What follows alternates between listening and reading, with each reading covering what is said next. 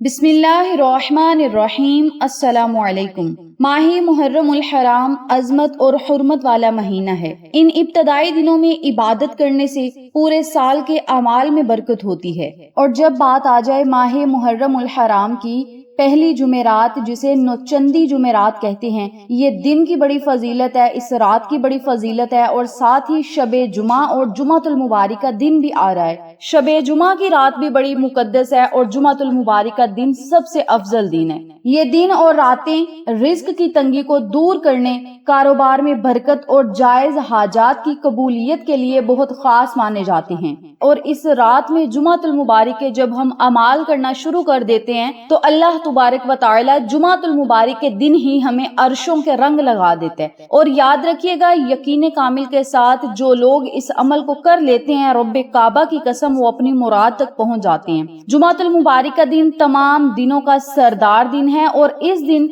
नमाजे असर से लेकर मगरिब के दरमियान एक ऐसी घड़ी आती है जिसमें मांगी गई हर दुआ कबूल होती है। नौचंदी जुमेरात के दिन नमाजे मगरिब या नमाजे इशा के बाद आपने ये अमल करना है, लेकिन जुमातुल मुबारक के दिन नमाजे असर के बाद या नमाजे मगरिब से पहले पहले, यानी असर और मगरिब के जो दरमियानी घड़ी है, उस घड़ी में आपने इस अमल को, इस जिक्र पाक को करना है। और फिर जो भी दुआ करेंगे इंशाअल्लाह व फजले खुदा, उस दुआ को रब ताला शर्फ कबूलियत से सरफराज फरमाएगा। आज जुमेरात के दिन नमाज मगरिब या नमाज इशा के फौरन बाद 2 रकत नफिल अदा करने हैं और नफिल खालिस अल्लाह की रजा के लिए अदा करने हैं। नफिल इस तरतीब से पढ़ने हैं: सूरत फातिहा के बाद 7 मरतबा सूरत इखलास पढ़नी है, फिर रुकू सजूद चले जाना है और दूसरी रकत भी इसी तरतीब से अदा करनी है। सलाम फेरने के बाद उसी जगह बैठकर 100 मरतबा अस्तगफिरुल्लाह अस्तगफिरुल्लाह का जिक्र करना है। 100 मरतबा तीसरा कलमा आपने पढ़ना है: सुबहानल्लाहि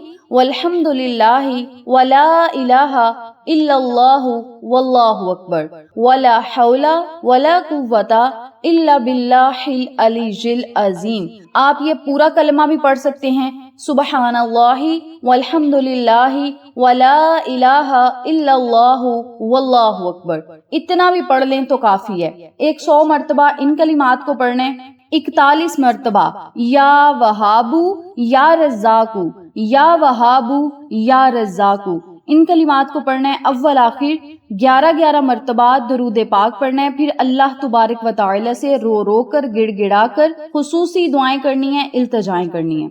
इस अमल को आपने आज नौचंदी जुमेरात नमाज मगरिब या नमाज इशा के फौरन बाद कर लेना है। इसके अलावा जुमातुल मुबारक के दिन इसी अमल को आपने दोहराना है। लेकिन जुमा के दिन अगर बहुत बड़ी मुश्किल है, बहुत बड़ी परेशानी है, मुसीबत है, तो आपने एक दफा सूरत कहफ की तिलावत करनी है। अगर तिलावत करना मुश्किल लग रहा है तो मोबाइल से सुन लें और नमाज असर से पहले पहले आपने सूरत कहफ की तिलावत कर लेनी है। फिर जब नमाज असर अदा करें तो नमाज असर अदा करने के बाद उसी जगह बैठकर 100 मरतबा दरूद पाक की तस्बीह पढ़नी है। कोई भी दरूद पाक पढ़ लें, दुरूद इब्राहिमी पढ़ लें या कोई भी छोटे से छोटा दरूद पाक पढ़ लें, लेकिन 100 मरतबा दरूद पाक की जरूर तस्बीह पढ़नी है। और फिर अल्लाह तुबारक व तआला का शुक्र अदा करना है: मौला तेरा शुक्र है, तूने हमें इस जिक्र के लिए चुन लिया और हमने तेरा जिक्र किया।